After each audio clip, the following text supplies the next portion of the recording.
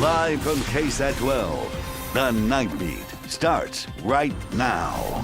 Tonight, an update in the forecast. It looks like the chances for ice is actually moving further south. San Antonio's electric utility is also getting ready. We will actually go into conservation mode at our downtown headquarter building probably tomorrow night.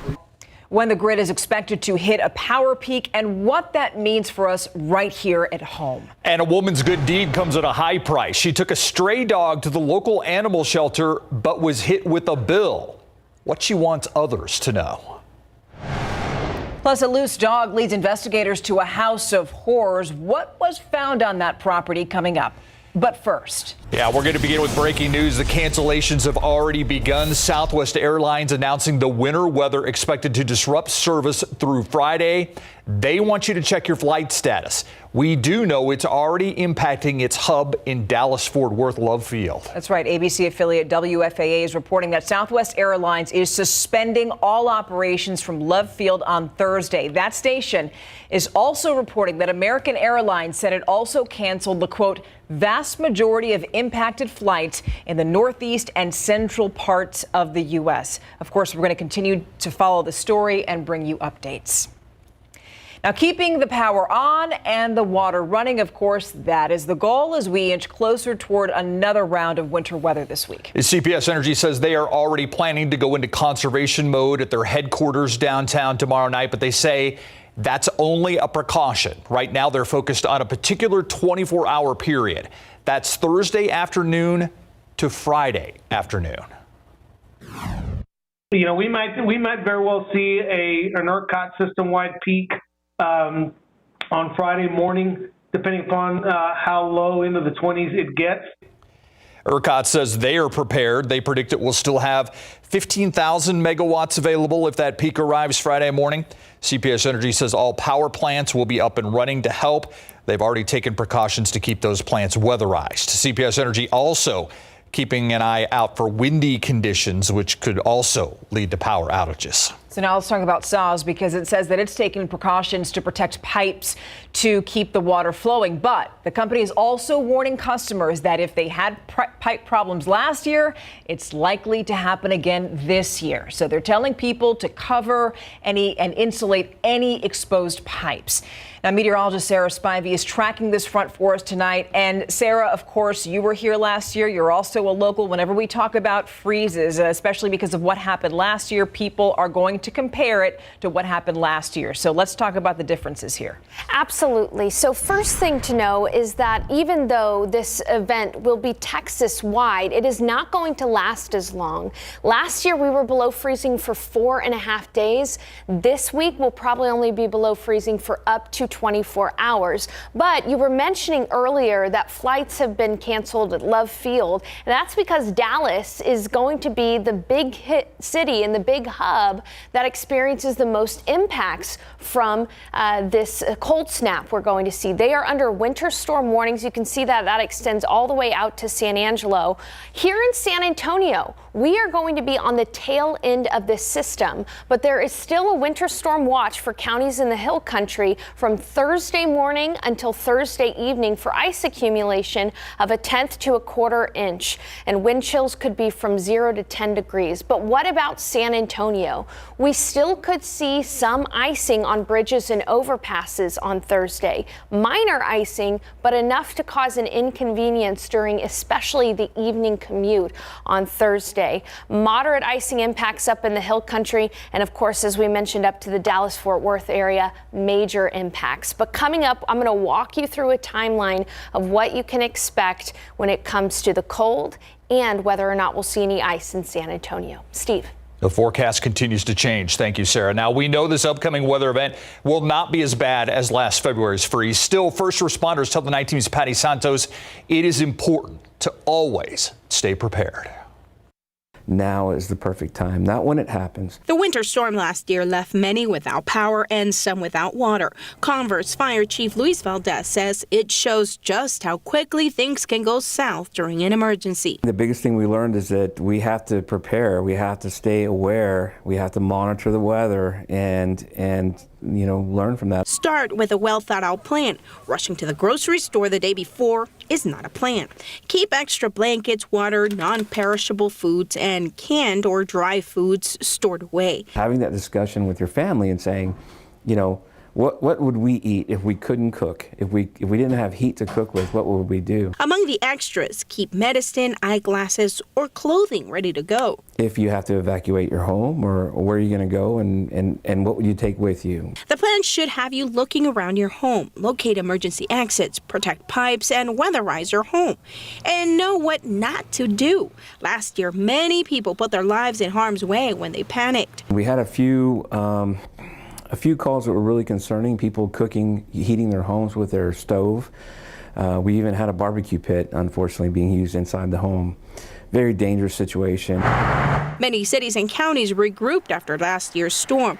A local business donated a weather station so Converse residents can get real-time weather updates from City Hall from an app. Emergency preparedness is key to survival and success and the safety of your families moving forward. Patty Santos, KSAT 12 News. Again, let's emphasize this week's cold front not expected to be anything like we saw last February, but we will see colder temperatures below freezing. If you're planning ahead, the Bexar County Office of Emergency Management says warming centers in Leon Valley and China Grove will open tomorrow night at 7 p.m., remain open through at least Saturday. The city's still considering whether they will open warming centers. The Corazon San Antonio plans to open an overnight shelter at Travis Park Church beginning tomorrow for the homeless. They plan to continue to host that shelter through Saturday night. The intake will begin at 6 p.m. Now, another big story tonight. Sheriff's deputies are looking for a man who ran into a wooded area in pressed jeans and a dress shirt because they believe that he was the driver in a human smuggling case in southwest Bexar County. It's an area that Sheriff Javier Salazar says deputies are very familiar with. And what we've seen, the intelligence that we developed, is that a lot of times the 18-wheelers will bring them here with 50, 60, 100 people, and then they distribute them, 10 into this van, 15 into this van.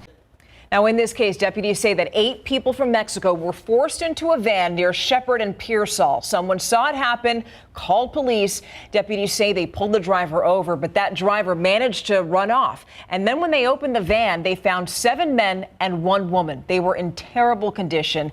Sheriff Salazar says that some had carpet glued to their feet, and they were forced to walk for days before they managed to get into that van.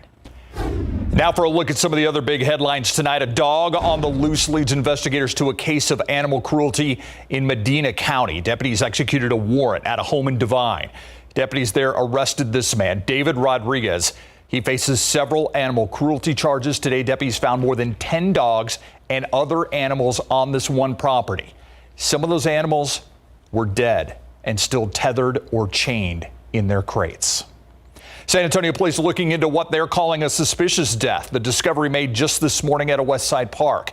Police called to Ojeda Park about 11:30 this morning.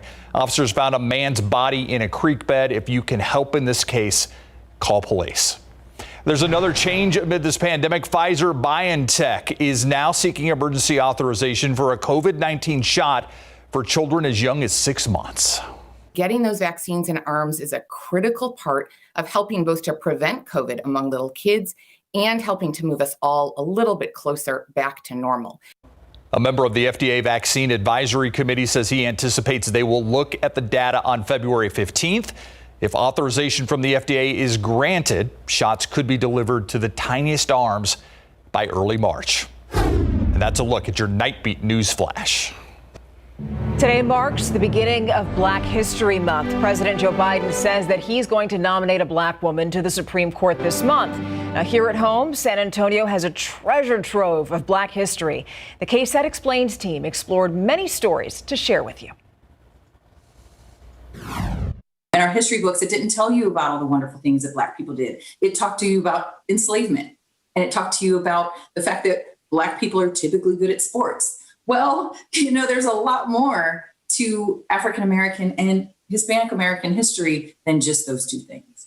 And you can watch the full episode of KSAT Explains San Antonio's Hidden Black History. Just open the camera app on your phone and point it at that QR code that you see there at the center of your screen, and it's going to direct you right to this episode. All right, as we said, the ice line moving ever closer. San Antonio bracing for another freeze. Meteorologist Sarah Spivey timing it all out as we plan for the week ahead. We're going to check in with her in a moment. Plus, never again. A woman says that she did something really nice and then it backfired. And now she'll never help another stray animal again. And changes coming to the historic Alazan courts. Tonight's meeting provides a timeline in what's been a years-long process. What leaders are promising the people who live in this historic landmark. Next on the Nightbeat.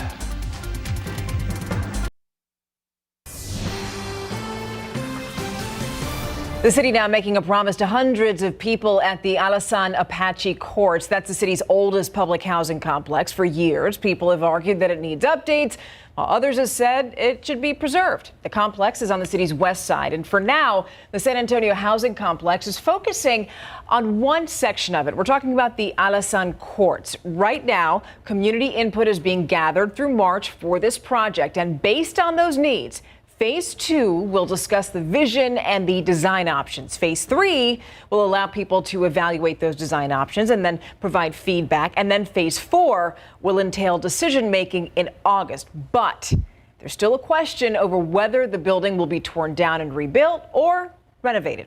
Regardless, Saha has a message for the people who are living there now.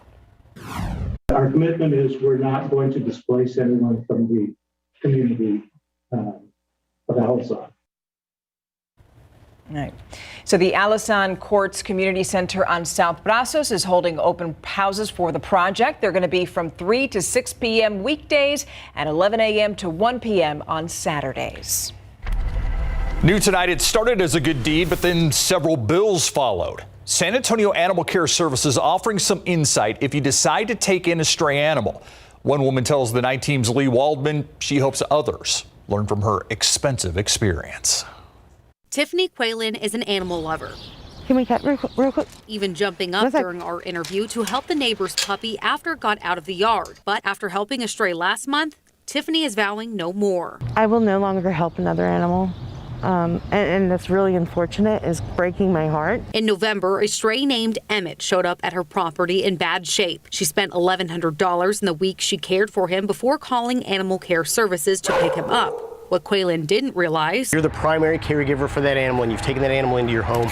You know, there's some definite obligations by state law. Shannon Sims, director of Animal Care Services, explaining her act of kindness toward the dog made her the legal owner. Comes with a huge commitment. That commitment was further solidified when Quaylen picked Emmett back up from ACS to try and rehome him herself. And she was met with a reclaim to owner fee of $131, broken down into impound, boarding, vaccination, and microchipping fees. I'm being punished for a good deed because after I got him, my nephew took him that day. I saw the dog.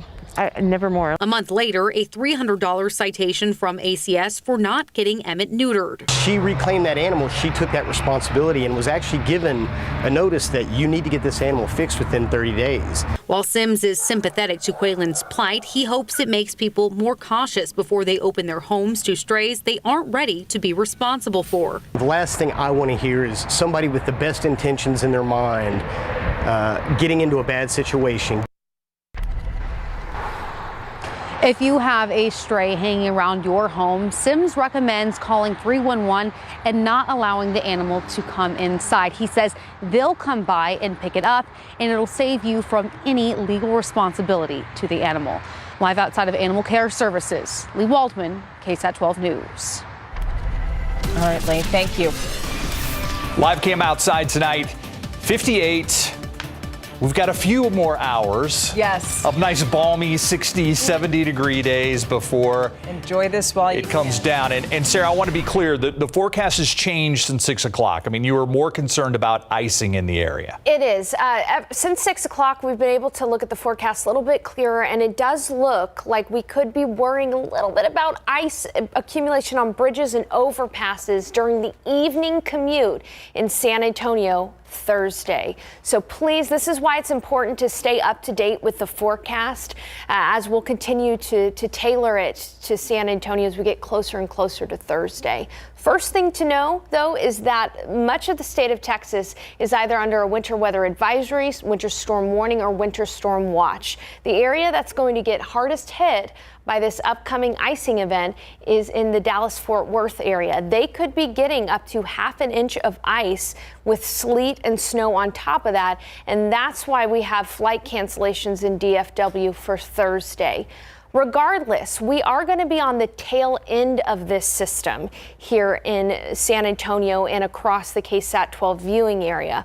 Right now, though, it is clear that the Hill Country, these counties in blue, which are under a winter storm watch from 3 a.m. Thursday to 6 p.m. Thursday, have the higher chance to get ice accumulation of about 1/10 to 1/4 inch. And that's where we'll get even chillier wind chills of single digits up in the Hill Country. Again, I do expect that the National Weather Service will extend this south and eventually include Bexar County in a winter storm watch. So please continue to stay up to date with the weather. Here's what we should plan for. Regardless, it's going to be windy and cold Thursday and Friday. We're talking 20s and 30s. And it could be below freezing for up to 24 hours straight. So think about your freeze precautions, the 4 Ps. Pets, plants, people, and pipes. Another thing that I added on here that I want you to plan for is light freezing rain, especially in North San Antonio. That would create a glaze on the bridges and overpasses during the evening commute Thursday. And then finally, if you live in the Hill Country, count on freezing rain and sleet accumulations that could end up causing tree branches to sag and cause even more ice problems, not just on the elevated bridges and roadways, but that is in the Hill Country. All right, that very cold air will be moving across Texas tomorrow, but it won't get to San Antonio until Wednesday night. And with it, you can see all of the snow and freezing rain that will occur behind that front up in North Texas. Meanwhile, when that front moves through in the evening tomorrow, we'll just be experiencing a cold rain in the evening hours. So Wednesday itself will be fairly quiet and cold, 70 degrees for the high temperature. In the evening, though, it'll get colder with temperatures falling into the 50s with a cold rain possible. Then Wednesday night into Thursday morning, still just a cold rain in San Antonio in the overnight hours, but freezing rain is going to occur in the Hill Country overnight. As we head into the morning commute, again, still a cold rain in San Antonio, but to the north, that's where we'll have some freezing rain. As we head into the mid-morning into the afternoon hours for the evening commute, freezing rain is going to be possible in San Antonio, and then all of that will be moving off to the east by the evening. Again, minor impacts around San Antonio and northern Bexar County in the form of bridges and overpasses, but more substantial impacts up in the Hill Country. How cold are we going to get? We'll be down into the 20s by Friday morning and Saturday morning. We could be below freezing for 18 to 36 hours. And Steve and Stephania, even though we're going to see the sun Saturday and Sunday, I worry about people dealing with those wind chills on Thursday and Friday because those will be in the teens and even single digits. Yeah, and this is a forecast that we need, like you said, we need to keep track of because it seems like it's really changing every once in a while. With winter weather, that freezing line is so fine, and so things change often. So keep on checking in with us. All right. Thanks, Sarah. Thank you. All right. So the Spurs and the Warriors, so close. Yes. So close. And I think you kind of called it. You called it a trap game, which is what it is when you don't have a number of their stars. You're only suiting up 9 players, and your biggest stars, Steph Curry and Klay Thompson, are sidelined in the second game of back-to-backs. Where did it all go wrong? We'll show you. And Tom Brady is retired. Coming up. The Spurs back in full strength, with the Warriors only suiting up 9 players, with their stars sitting this one out in the second game of back-to-backs, including Steph Curry and Klay Thompson. DeJounte Murray not letting his guard down, though, to start. He jumps the pass, comes up with a steal. He spots Doug McDermott across the court, gets it to him. He pump fakes to go open for the 3 in a 7-point lead. Derek White to a cutting Jakob Poeltl, who slams it home. Rack up another assist for Murray as he finds Devin Vassell behind the arc for 3. It was one of 3 Spurs in double figures in the first half. Spurs by 8 at the break. Spurs start to pull away in the third, thanks thanks to Lonnie Walker IV. He comes up with a big-time rejection right here that sparks the fast break. Murray rewards Walker. He finishes with a circus shot. Murray then dishes to Walker again. This time Walker skies for the huge two-handed jam. Lonnie not done yet. He drives baseline for the bucket. Spurs on a 12-2 run to lead by 17, but Golden State goes on a 15-2 run in the fourth. Damian Lee with a three to give the Warriors a 2-point lead under 15 seconds. Top play now. Spurs still down 2. Murray kicks it out to Devin Vassell for the lead. Off the mark. Spurs lose a heartbreaker, 124-120. They deserve to win the basketball game. Hopefully this will be a good lesson for us because their offensive execution was excellent and it wore us down in the second half. And if you notice, a lot of their shots came later in the shot clock. Oftentimes they were open threes because they finally broke us down and we made a mistake. All right, former U.S. Ambassador and Civil Rights Leader Andrew Young in San Antonio tonight to help the Spurs tip off Black History Month. He was honored at halftime. Young, who is now 89 years of age, said he was also eager to meet Spurs head coach Greg Popovich. Next up, the postponed Miami Heat game that'll take place on Thursday at the AT&T Center at 7:30. Pro football coverage, powered by Davis Law Firm. After days of speculation and even reporting the greatest of all time, Tom Brady has confirmed he is retiring from the NFL. 7-time Super Bowl champion made the announcement on social media today after 22 seasons of professional football that brought him more rings than any individual franchise. 6 with the New England Patriots, 1 with the Tampa Bay Buccaneers, who were eliminated the NFC divisional playoffs by Los Angeles Rams 30-27. He is a 5-time Super Bowl MVP, 3-time NFL MVP, and holds records for the most touchdown passes of all time with 624, and the most passing yards of the 84,250. Here's part of his retirement announcement. He said there is a physical, mental, and emotional challenge every single day that has allowed me to maximize my highest potential, and I've tried my very best these past 22 years. There are no shortcuts to success on the field or in life. This is difficult for me to write, but here it goes. I am not going to make that competitive commitment anymore. I have loved my NFL career. Now it's time to focus my time and energy on other things that require my attention. Former Dolphins head coach Brian Flores, who has been interviewed by the Houston Texans for their head coaching vacancy, has filed a federal lawsuit against 3 teams, the New York Giants, the Denver Broncos, for their interview process, and against the Dolphins for his firing. According to ESPN, in his 58-page class action lawsuit, Flores accuses Dolphins owner Stephen Ross of offering $100,000 for every game the team lost and became angry when he started winning because it was compromising the team's draft position. Flores also alleges in the lawsuit that Ross tried to get him to recruit a prominent quarterback, even scheduling a lunch on his yacht to conveniently run into him, but that Flores walked away because it would have been tampering, which is against NFL rules. Flores was eventually fired after having back-to-back winning seasons, the first since 2003. And when it comes to the Giants in 2022 and the Broncos in 2019, he claims he was interviewed just to be compliant with the Rooney Rule. In fact, his lawsuit says that John Elway and his staff showed up an hour late and hung over for his interview. High school basketball coming up next. Girls high school basketball, critical matchup in District 28-5A, 11-0 Medina Valley on the road against 10-1 Harlandale. Second quarter, Indians trying to keep pace. Could see as Sandoval backs her way to the basket and gets it to drop for 2 of her game-high 14 points, but Medina Valley pushes the pace.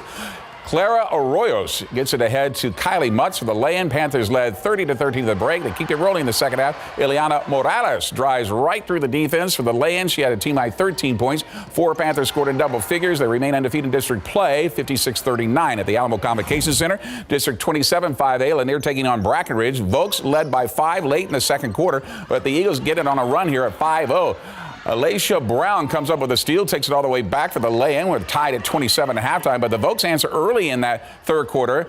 Tanea Smith calls glass for 2 of her 10 points. Lanier wins a close one, 63-57. Boys hoops tonight. District 28-5A, 6-3 Southside hosting 8-1 McCullum. Early first quarter off the miss, Gabe Hinojosa hauls in the rebound, puts it in off the glass to tie the game at 2, but the Cowboys respond. First, Ethan Moreno finds Jonathan Puente behind the arc for the triple, 10-2 McCullum, and then they stay hot from outside. Chris Villarreal to Donovan Mancha for a corner triple. The Cowboys roll to a big win, 75-43. More highlights right now on KSAT.com and interviews at right now. Our Andrew Seeley is working feverishly to make sure they all get on. All right. Thanks, Greg. You got it.